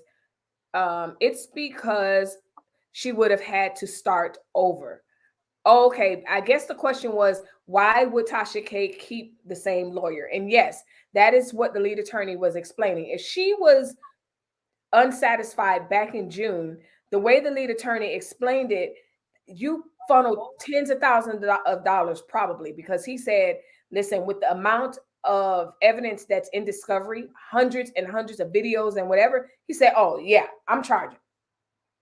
So, but the other part about that, he said, let's say she was done with Olga and wanted to hire someone else. Olga's going to take her cookies and go home. This new lawyer, Tasha's going to have to pay another set of tens of thousands of dollars to funnel into this new lawyer. So that's why when we see her in court, she has two lawyers. And of course, we don't know. This is all speculation. We don't know what the relationship, if they're in the same partner, if they're partners, or if this is a whole separate law firm or whatever, but they are working together. Again, from the testimony today, Tasha appeared, they said she pulled out her sympathy card based on her testimony. She told us where she came from and how she got into blogging. Some of the evidence, from what I understand, and I got bits and pieces of this conversation that was recorded, between her and Lovely T, and I don't know the full dynamics. I didn't get the whole thing, so I'm not going to speak on that too much. But basically, the phone conversation did not put Cardi in a good light. And again, what the lead attorney was saying, other people were saying, it still begs the question: did Tasha K do what Cardi B is alleging? And the answer is what? yes. And what is Cardi B alleging? Again, I'm not following the case. I know. Let me see if I can look it up. Tasha K. No, let's see. Because I hear, the tort of defamation being thrown out. Right. And so, that has specific elements, and either it's going to be proven or it's going to be Right. disproven. Defamation with okay. Uh, defamation with malicious claim Mhm. to substance abuse, selling yourself for goods, and that she got a disease based on selling herself. I can't say the words, but yeah. So the But malicious. isn't it true that Go ahead. Cardi B admitted to prostitution? That's what some people are saying, and some people are saying, well, she was just it was a skit, or so yeah, that's what they're saying. I thought Yeah, this is not my thing, but I thought I yeah. read or heard something years ago about Cardi B drugging her Johns and stealing their money. I don't know. Okay. Um, but what I don't know what the answer to that is, because I Mm-hmm. do remember Tasha putting that out.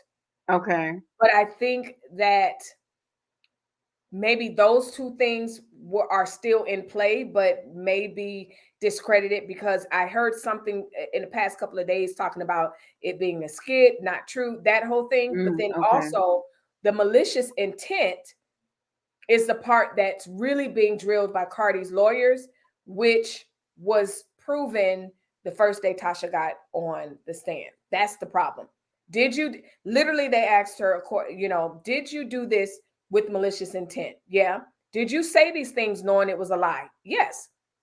Did you tag Cardi? She Yes. admitted that she lied? Yes. Yes. Oh, that's Did you? interesting. Yes, that's what I'm saying. Did you tag Okay. Cardi B in the videos?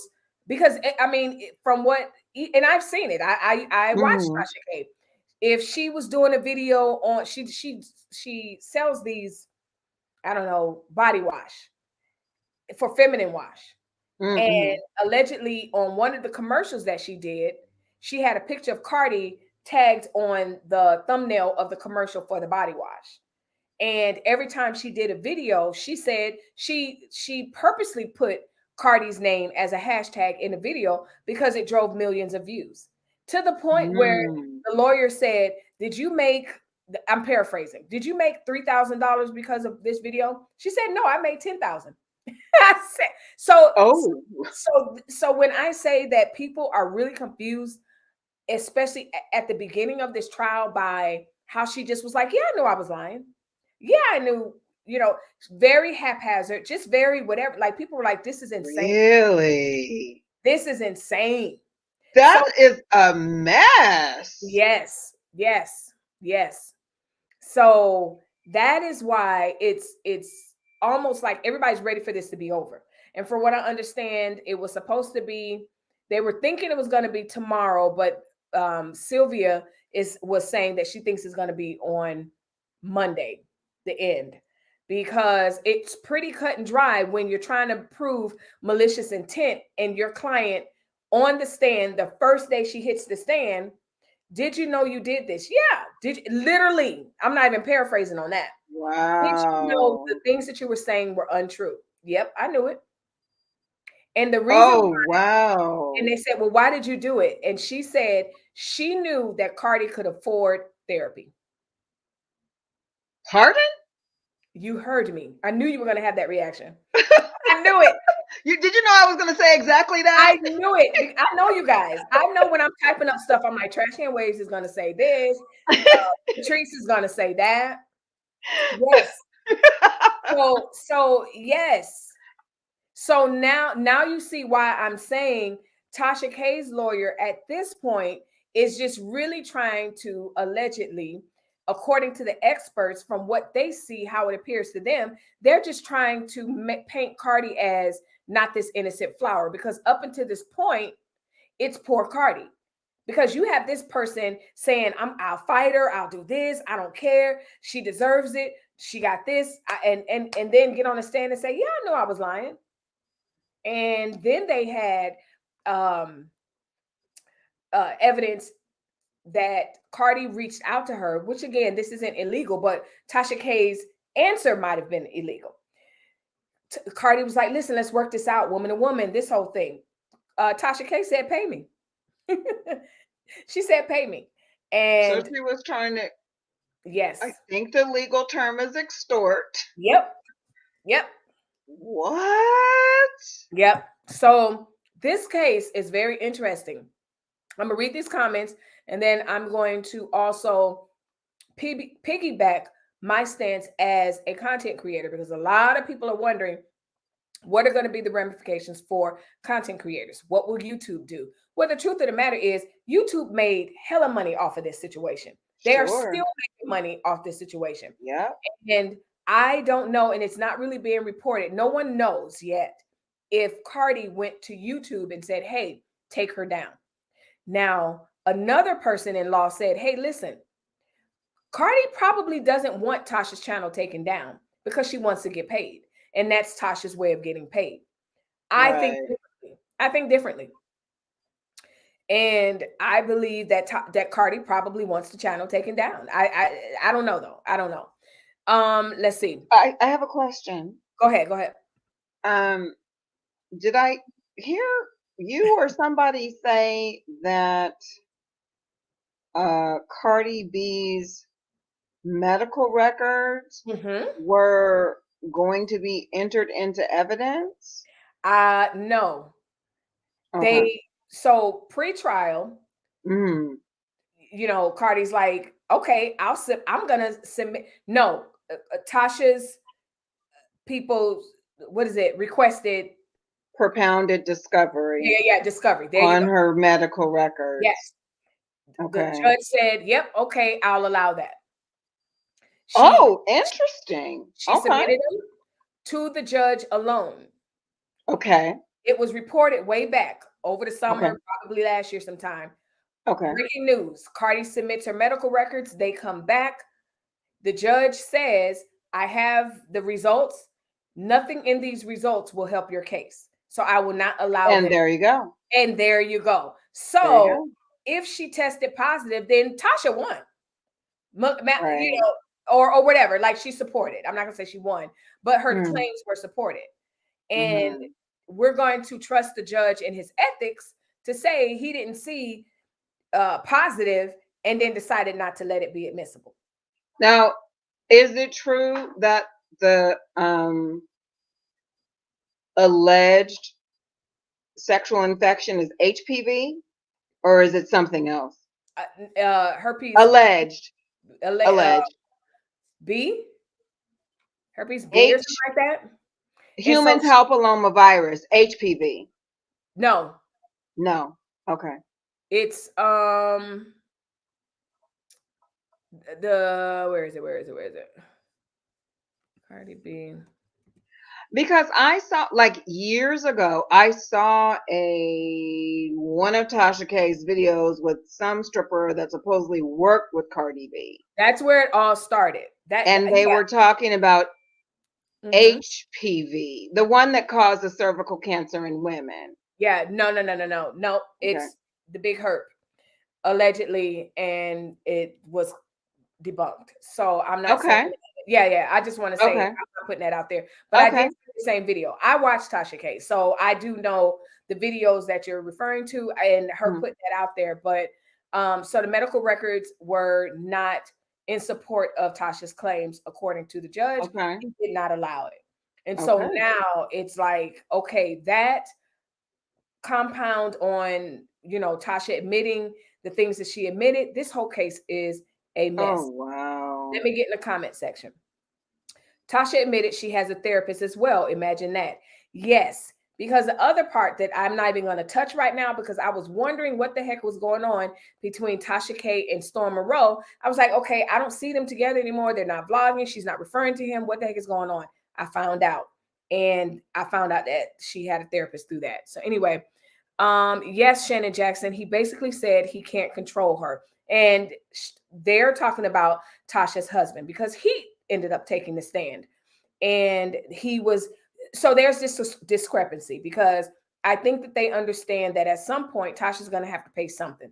And so it's like, okay, does Tasha own the company? Does the husband own the company? Is the company who Mm. owns Kiwi Studios? And so Shannon asks, please correct me if I'm wrong. Did her husband admit that he could not stop her from running her mouth? All the lies. Sheck had no control. That's exactly, not exactly, but that is generally what he said. He said, I had no control. I can't control her and what she says. And if you watch Tasha K, Tasha will tell you her lawyers told her not to say XYZ. I've heard her say that in the video. I've also heard her say something to the effect of, my Sheck hate when I say this or that. And again, I'm paraphrasing, Tasha, so don't come for me, please. But yeah, there you go. Velma says she no prostitute, but she displayed a lot of tendencies. Trash Can Wave said that. Absolutely. And I remember seeing the video. It's some shady stuff online that woman has done. And Mm. I think that's where the burden of proof for this evidence is going to come on Tasha K's lawyers, but because they come off as so ill prepared and want to enter in stuff that's irrelevant to what's happening right now, they might miss that point. Because listen, the videos are out there because I've seen them. Mm-hmm. Even the one that you're alluding to, Adrian. She admitted to drugging men, but is that the same as prostitution? She did not have the STD. That is defamation. Definition. He said definition, but defamation. Yes. Like I said, I've been following the case from the very beginning with Tasha K yelling all over the screen. And yes, the judge, I'm not going to say what she has or doesn't have, but based on what the judge said, the findings that I see in her medical records will not help your case. He wouldn't allow it. Uncle Mm. Stu, I got the car round back. Uncle Stu says it's not going to work. One moment, Tasha is the strongest woman on the block until she's back up into a wall. She said, Miss, okay, we know that. Bless Reborn says, didn't they play some videos with Tasha K and Lovely T.I. Going back and forth in court? Lovely T has nothing to do with the case. She's trying to prove that Cardi is not this innocent flower by using the situation with Lovely T.I. That's all they're doing. And yes, they did play that tape. Well, I would be curious to see what happens if or when a judgment is levied against Tasha K. Like, I I know. would not be surprised if she files for bankruptcy and tries to get it discharged. And a bankruptcy lawyer chimed in on that. Okay. And I don't want to get it wrong, but from my understanding, and I'll stop if I mix it up because I was curious about that. We all are curious about that. And what they were saying is the judgment will not go on the bankruptcy. Like she can't get the judgment and then turn around and file for bankruptcy. The lawyer was saying that. And he was saying that now what they could do, the bankruptcy lawyer probably would be able to get the judgment reduced a little bit. So if Cardi B is going for 10 million, the bankruptcy lawyer will try to talk it down a little bit. So that's my scope of my understanding. So when y'all get the lead attorney over here and he'll help us out. Tanya says that's deflection. Exactly. That's all this is. Because again, it's not about how Cardi is innocent and this little flower and all, that has nothing to do with it. Now, are you accusing her of doing what you said she did with the bottle? That's a different story. But what you're being accused of, because whatever Tasha submitted to the court has been dismissed. Like no basis. Boom, bye. So it's just a mess. You can't guess what Trash Can Way is going to say. No, you can't. Tasha admitted. Okay, so yeah, that's called deflection. So there's a lot of deflection, but from what I understand, Tasha got a bit of a win today, only from the heart. And this is really from the perspective of the different bloggers that was in the room. So God only knows how it affected the jurors. Sylvia said she was looking at the jurors, she was looking at the judge, and they seemed to be like, okay, so she's not too that type of a thing. So we are going to continue to watch. and see how this ends. And yeah, we're hitting the 2 hour mark. I don't see any other questions. Let me see. Yeah. Nope. I don't see any. Let's see. The case is really decided by the motions, paper documents that are filed with the court, not by the testimony in court. Exactly. And the judge, well, first of all, Tasha K's lawyers are criminal defense lawyers. Exactly, Velma. That's part of the problem. So they're out of their lane, like TLA said. Exactly, Velma. That would have I don't been, understand why she wouldn't hire somebody who has I don't know. Tasha K. Now, defamation experience in like what let me tell you okay, so something. you're gonna hire okay, so you're gonna hire a I don't know, a mechanic who works on Fords to work on your Maserati? Right. Like what Pretty is much. this? Pretty much. And so I'm gonna just to give you a little backstory. Like I said, I follow Tasha K. I watched Tasha K. Okay. I watched from this all begin. And one thing that Tasha K would always do is brag about her law team and how they are the best in the West. And they were these quote Jew lawyers and quote them white Yeah, folks. I saw some of that. Yeah. They're the best. They're the best, and they're whatever.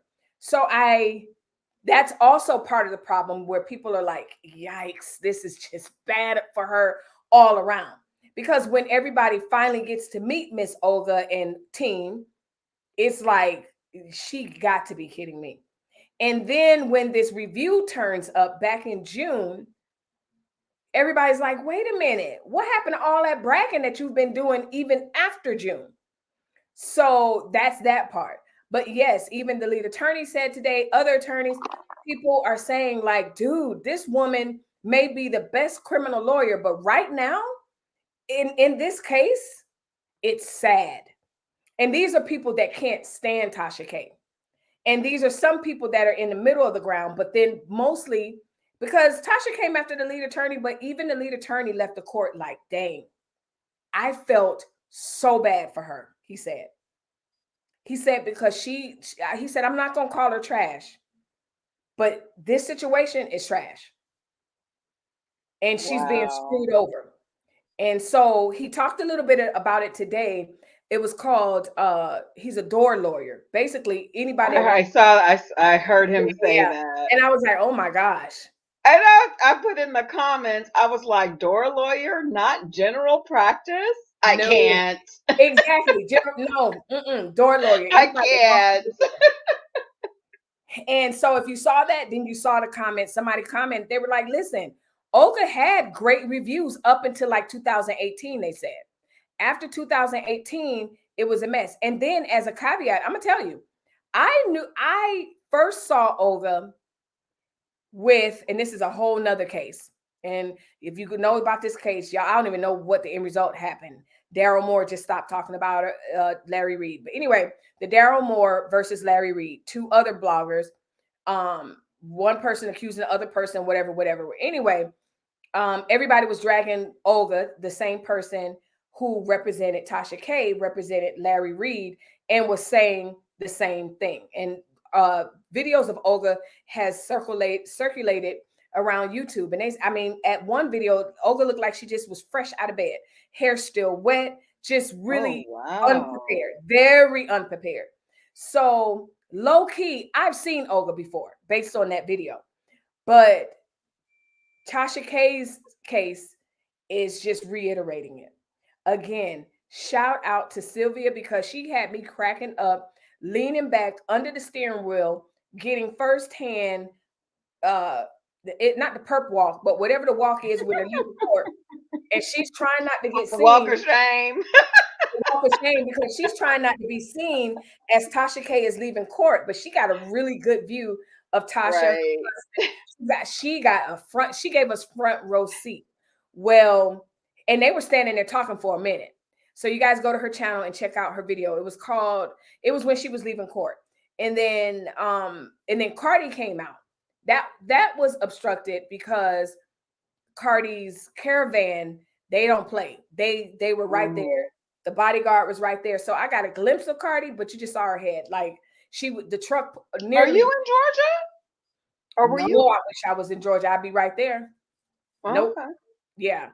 So let me take these last two comments. I'm gonna drop you. Thanks for joining in. My And pleasure, my dear. absolutely. And of course, I'm never really gone. I'm just gonna be off my stream and on YouTube as I'm cooking. So I'll see you around in these YouTube streets. But thank you so much for coming up, hon.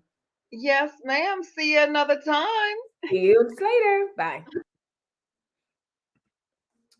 So that was Adrian, our law expert over on these in her own wheelhouse. I'll say that.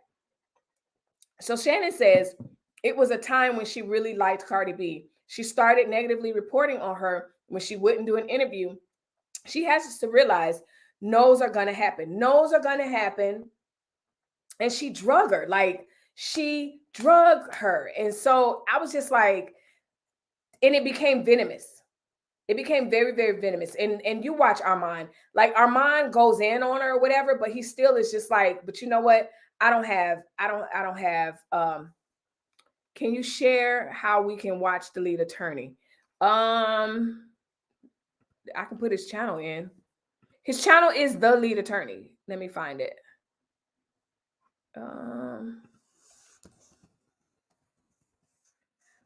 What my point is, I don't think Armand is all right. So this is probably not his. Actually, let me share this case. Because this video, I love this video. If you're a homeowner and so this is the lead attorney's video right here. This is the one from today.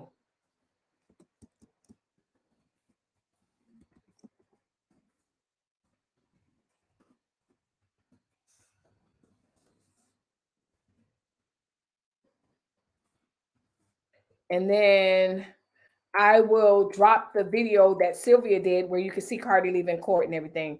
It's some stuff you just got to fast forward through, whatever, but it was hilarious. But yeah, no's are gonna happen. No, everyone's not gonna be able to interview. Interviews will be canceled or whatever. Like a lot of people are taking this YouTube thing just a bit too seriously.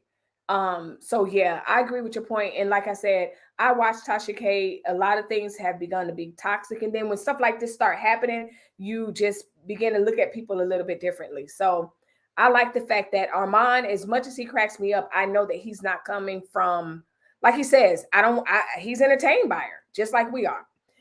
I don't think Tasha K thought it would get this far. That's why her lawyers are so unprepared.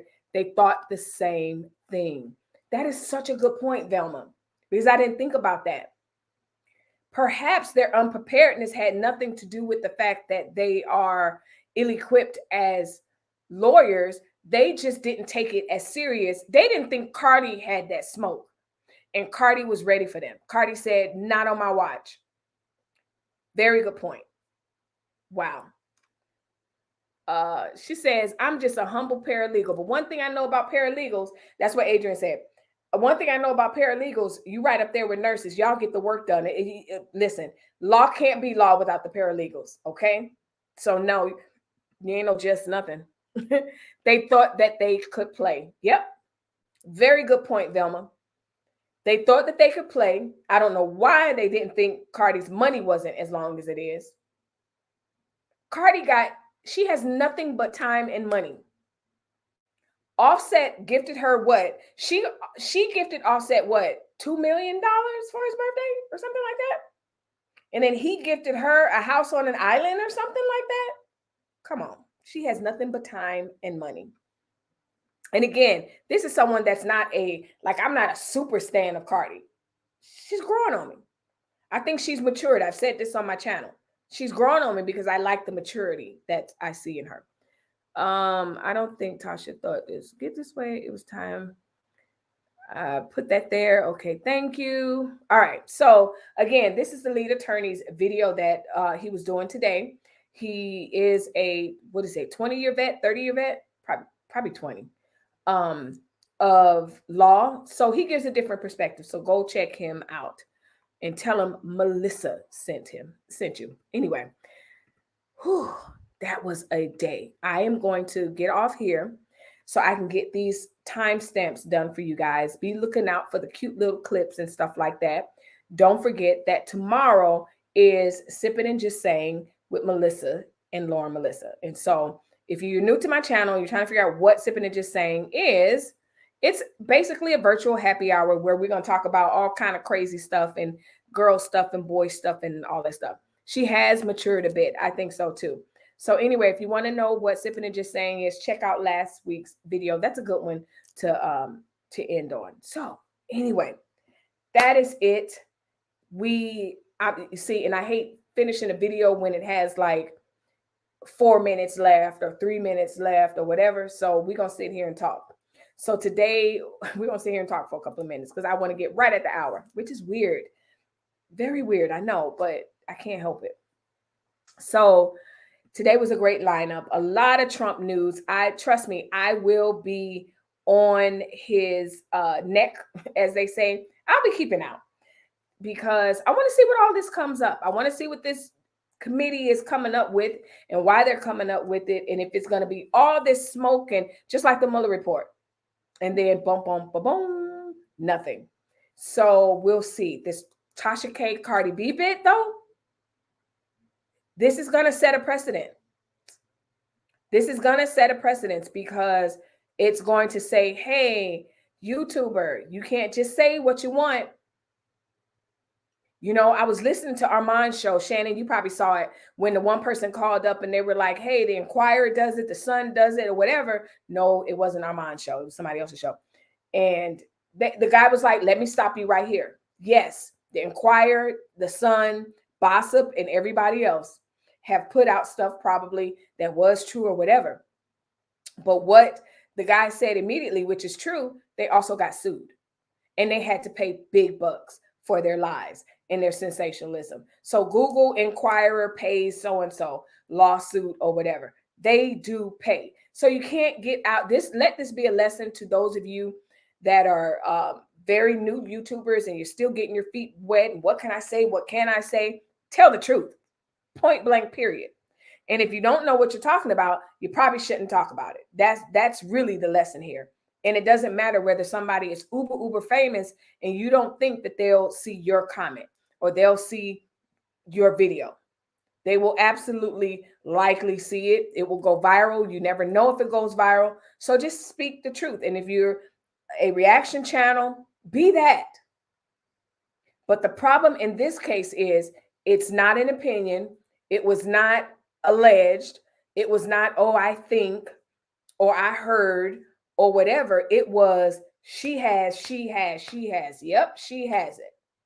And then it was, I'm on the stand giving my testimony, and yeah, I knew I was telling a lie. So don't do that, y'all. Don't do that. Real talk with Melissa Barron. We should be responsible for our speech and our actions, point blank, period. And I'm very mindful of that even when I put out my stuff, but also when I'm on other people's panels and stuff like that. This was irresponsible, point blank, period. Facts.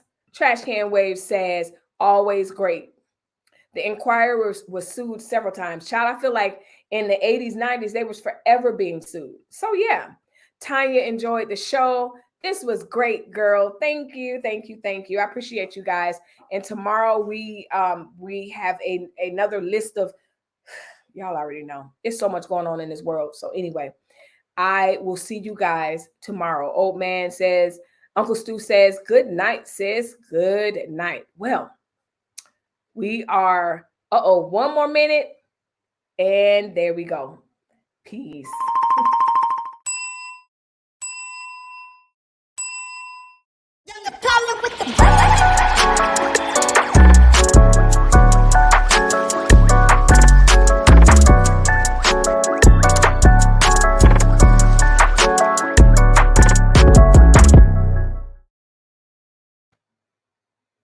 Thank you, guys.